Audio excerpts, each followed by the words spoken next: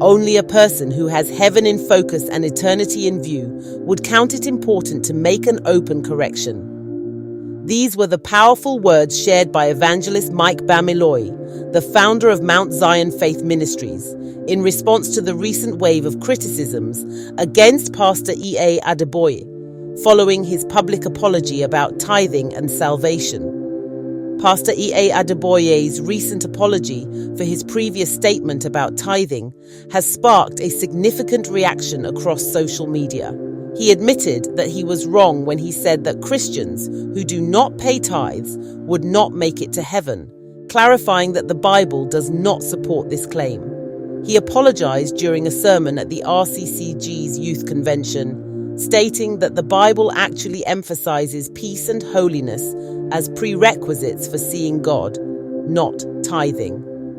On social media, reactions have been mixed. Many praised his humility in acknowledging his mistake, with some highlighting that this shows he is still human and prone to errors.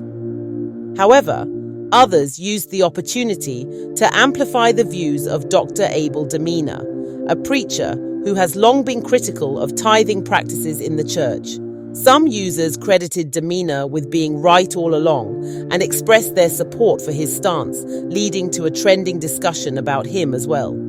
This has created a broader debate on the subject of tithing in the Christian community, with some questioning long-held beliefs.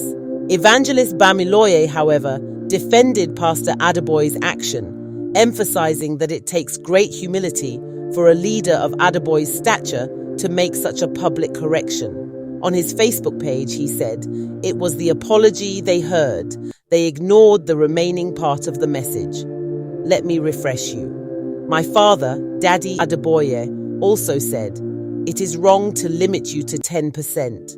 At a time when some of you should be at 20%, 30%, or even 40%. 10% should be for beginners.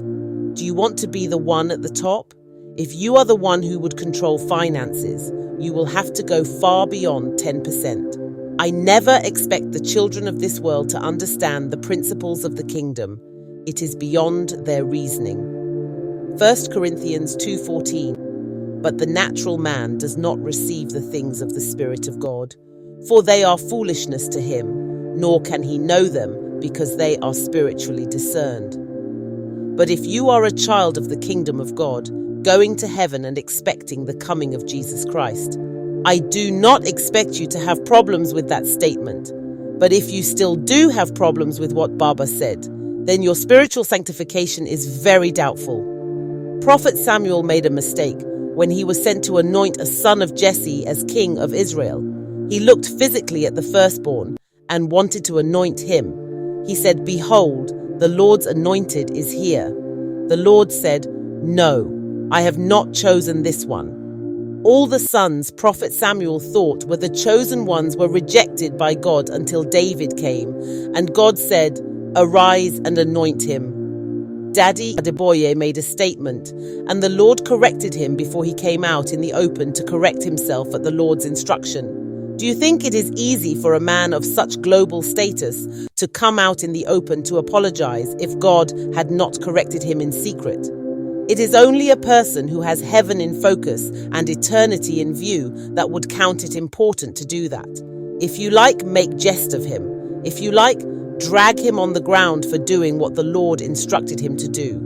Baba has heaven in his focus, and that is why he doesn't care about earthly honor or human ego.